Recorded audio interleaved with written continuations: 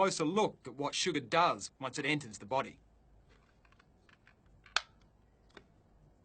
This is the actor Brenton Thwaites. He's very kindly volunteered his body for the following demonstration.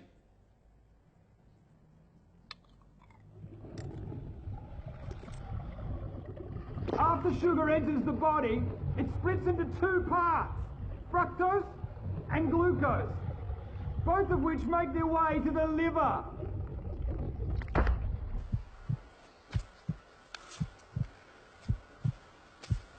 Now, once in the liver, the glucose is dealt with efficiently.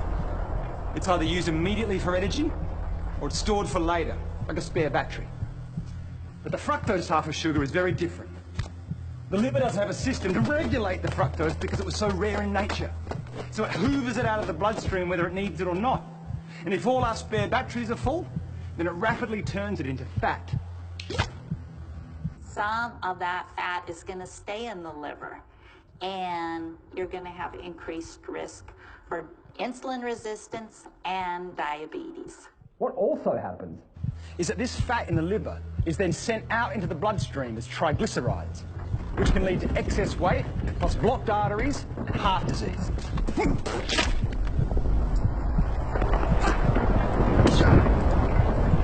Now, when we're eating lots of sugar and other carbohydrates like bread and pasta, we're producing lots of glucose.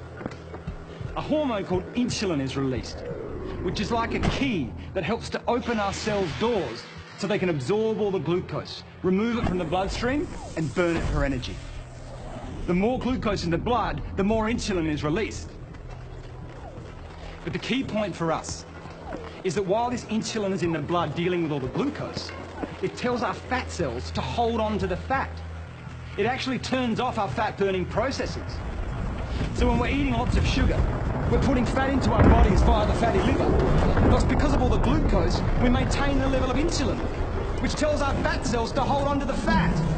We can't burn off fat when insulin is around dealing with all the sugar. This is what may be happening to a huge number of the population.